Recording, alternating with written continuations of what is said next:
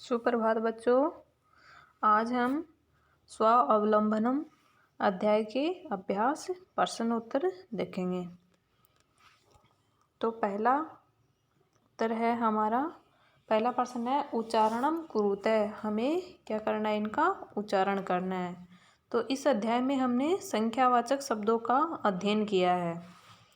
तो पहला कौन सा है, विंशति। विंशति यानी 20, त्रिशत यानी 30, चत्वारिशत यानी 40,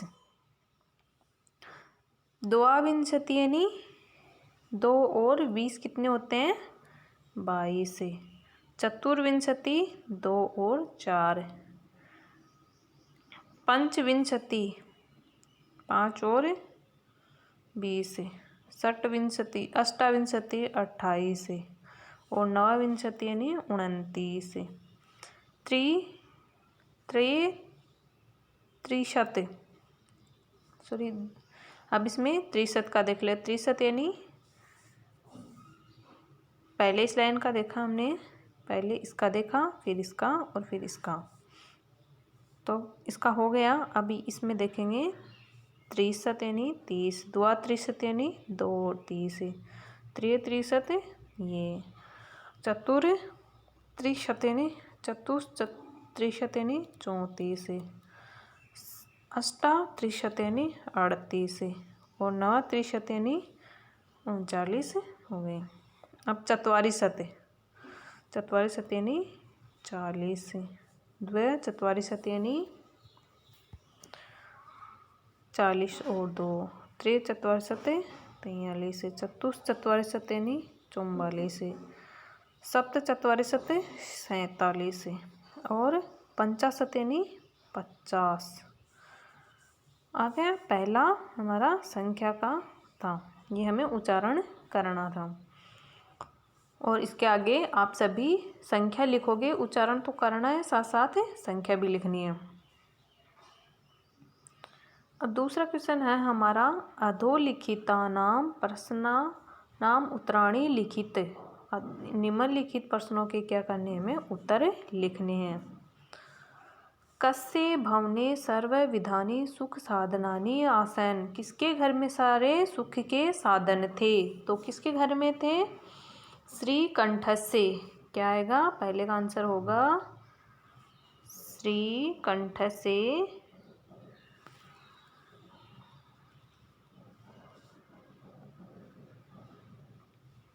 श्रीकंठस्य गृहे। श्रीकंठ के घर में सारे क्या थे, सर्वविधानि सुख साधनानि आसन्। हो गया। फिर 2 नंबर क्वेश्चन है हमारा, कस्य गृहे कोपी भर्ते नास्ति। किसके घर में कोई भी भर्ते यानी नौकर नहीं था। किसके घर में नहीं था, कृष्ण मूर्ते।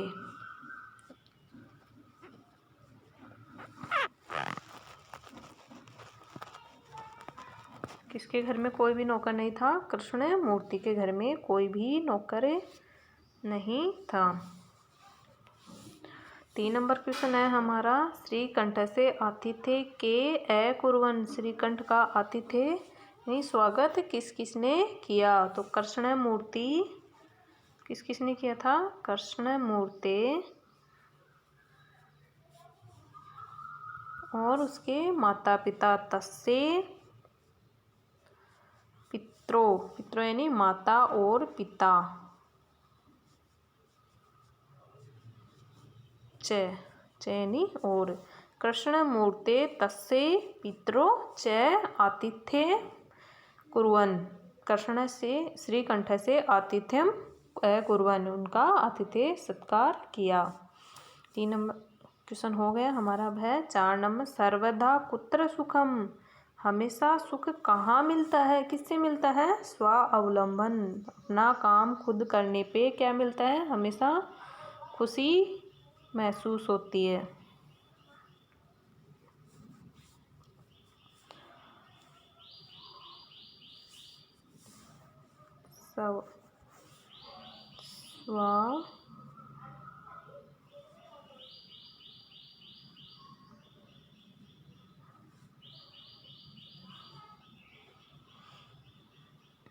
स्वावलंबने, पूरा शब्द क्या होगा? स्वावलंबने, कि हमेशा स्वावलंबन में ही सुख मिलता है। 5 नंबर क्वेश्चन आवा, श्रीकंठ कृष्णमूर्ति गृह कदा अगच्छते। श्रीकंठ कृष्णमूर्ति के घर कितनी बजे आया, यानी कब आया था? तो कितने बजे आया था? प्रातः 9 वादेन,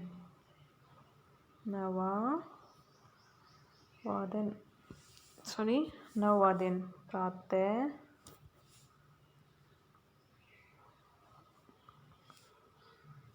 9 वादने, कितने बजे आया था? 9 बजे।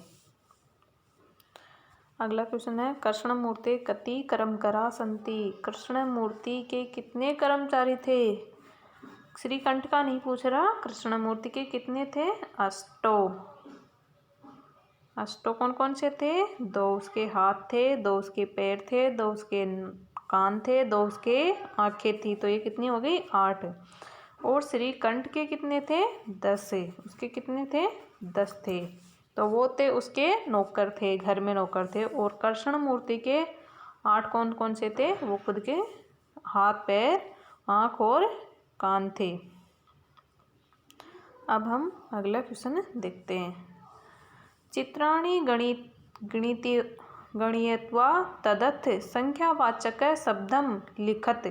अब संख्यावाचक शब्द लिखना है और संख्याएं आपको ऊपर दी गई है, उसके हिसाब से आप सभी इनको गिन के लिखोगे। मंजूषात अंकानाम कृते पदानि चित्वा। अंकों के हिसाब से जो संख्या लिखी गई है, ये उनका कोष्टक में लिखे गए, उनके सामने हमें लिखना है। अब ये हम खुद देखेंगे। 28 को क्या बोलेंगे? अष्टविंशति। क्या आएगा? अष्टविंशति। 27 को क्या बोलेंगे हम? सप्तविंशति। 30 को क्या बोलेंगे? 63। और 31 को क्या बोलेंगे? 31। ये रहा। 24 को क्या बोलेंगे? चतुर्विंशति। 40 को क्या बोलेंगे? चत्वारिशत्। 50 को क्या बोलेंगे? पंचाशत्। तो ये हमारी संख्याओं का हो गया। ठीक है। अगले संख्या है, चित्र दृष्ट्वा मंजूषात पदानि च प्रयुज्यते वाक्यानि रचयते। चित्र को देखकर हमें वाक्य की क्या करनी है? रचना करनी है। अब इसमें देखिए, पहला कौन से मिला है हमें? कर्षका, कर्षको, एते, धान्यम, ऐसे, कर्षकः, एतो, क्षेत्रम, कर्षति, कुरुते, खनन कार्यम, रोपयति। अब क्या क्या कर रहे हैं इसमें? एक तो किसान है, हल चला रहा है। दूसरे क्या कर रहे हैं? खेत को कर्षति नहीं, खोद रहे हैं। खनन कार्य कर रहे हैं, नहीं खोदने का कार्य कर रहे हैं, खुदाई कर रहे हैं। और तीसरा जो हमारा चित्र दिखाई दे रहा है, इसमें क्या कर रहे हैं? पौधे लगा रहे हैं, यानी कुछ रोपण कर रहे हैं, यानी फसल रोप रहे हैं। और ये खाद्यान्न यानी खोदने का कार्य कर रहे हैं, और ये हल चला रहा है। तो इसी के आधार पर हम इनमें से वाक्य लेंगे, कौन कौन सा लेके वाक्य का निर्माण करेंगे। पहला वाक्य बनाएंगे हम पहले चित्र के अनुसार। क्या होगा? ऐसा, ऐसे कर्षक, ये किसान क्या कर रहा है? क्षेत्रम यानी खेत को, क्षेत्रम यानी खेत को, कर्षत यानी जोत रहा है, यानी जुताई कर रहा है। खेत की क्या कर रहा है? वो जुताई कर रहा है, यानी खेत को हल चला रहा है खेत में। तो कर्षति, ऐसे कर्षक है, क्षेत्रम कर्षति। कर्षक कौन सा शब्द लिया है? ये। तो पहला वाक्य, एक चित्र को देख के हमने पहले एक वाक्य बना लिया है। अब दूसरा चित्र से हम ये क्या कर रहे हैं? खनन कार्य कर रहे हैं, यानी खोद रहे हैं कुछ। एतो, ये कितने जने हैं? 2 हैं। पहले वाले में क्या था? 1 था। तो हमें एकवचन, द्विवचन और बहुवचन का भी ध्यान रखना है यहाँ पे। एतो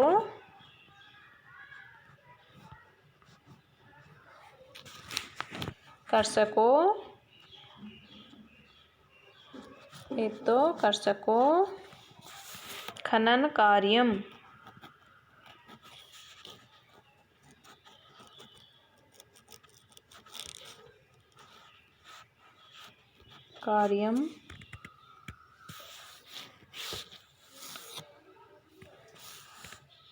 कुरुते, खनन का कार्य कर रहे हैं। ये दोनों क्या कर रहे हैं?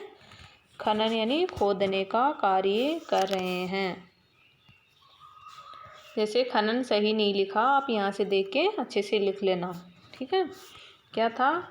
एतो कर्षको खनन कार्य कुरुते। ये कौन सा था? दूसरा वाक्य था। एतो कर्षको खनन कार्य कुरुते, कार्य कर रहे थे। अब तीसरा वाक्य हम तीसरे चित्र को देख के बनाएंगे। क्या बचा? एते, एते यानी बहुवचन। कितने हैं? 3 जने हैं ना, तो 3 के लिए बहुवचन। एते कर्षका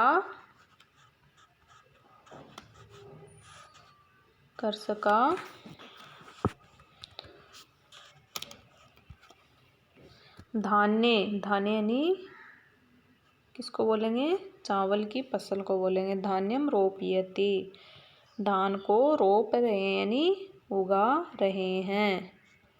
रोपयंती। तो इनसे हमने तीनों वाक्य बना लिए हैं।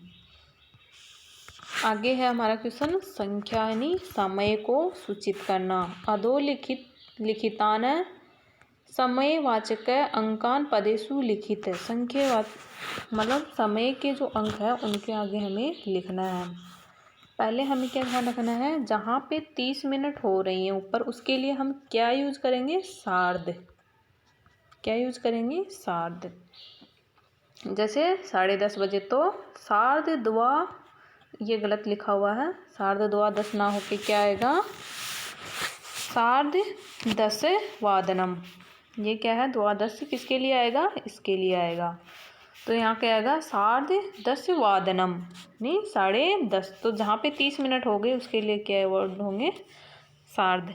यही सबसे मेन चीज़ है इसमें। अब देखते हैं हम 7 बजे हैं तो क्या लिखेंगे? सप्तवादनम, सप्तवादनम। 7 के लिए क्या आएगा? सप्तवादनम। फिर 2:30 होते हैं, क्या लिखेंगे? पहले तो लिखेंगे हम सार्ध। 30 मिनट ऊपर हो रही है तो क्या लिखेंगे? सार्ध द्विवादनम। 2 के लिए क्या होगा? द्विवादनम।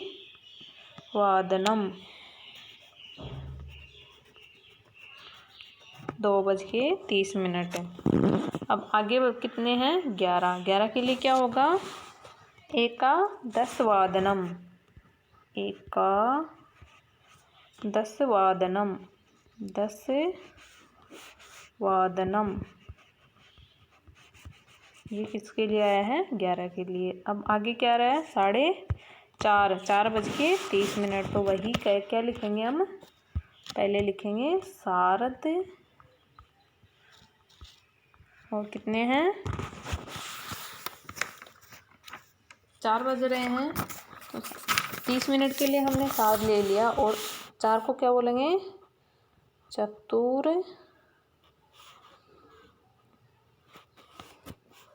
चतुर्वादनम, चतुर्वादनम हो गया।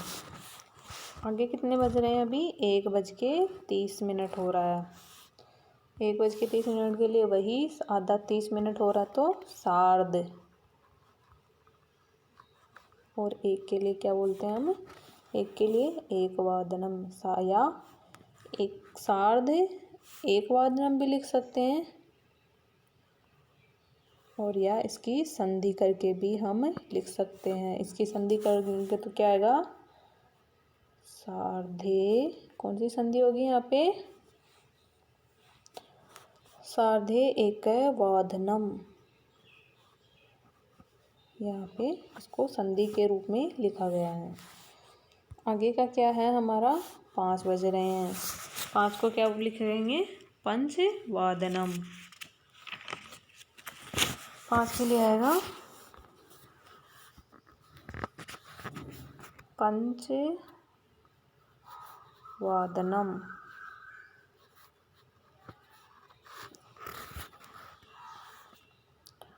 3:30 यानी 3:30 के लिए क्या आएगा, सार्ध त्रिवादनम।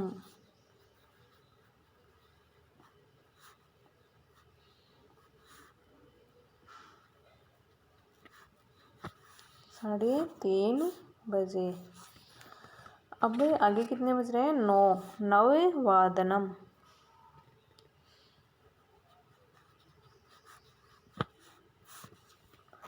12:30 के लिए सार्धद्वादश वादनम, है ना। और 8 के लिए क्या होगा, अष्टवादनम। 8 के लिए क्या आएगा, अष्टवादनम। 7:30 के लिए क्या आएगा, सार्धसप्तवादनम।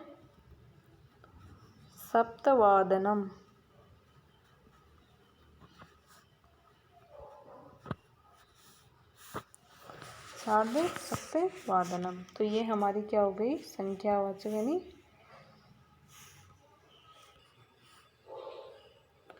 7 नंबर क्वेश्चन होगा, मंजूषात पदानि चित्वा रिक्त स्थानानि पूर्यते।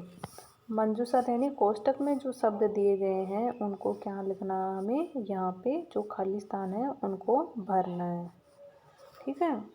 तो पहले हम देखते हैं संख्या चीज दी गई इसमें, अब इन्हीं संख्याओं के हिसाब से हम पढ़ेंगे।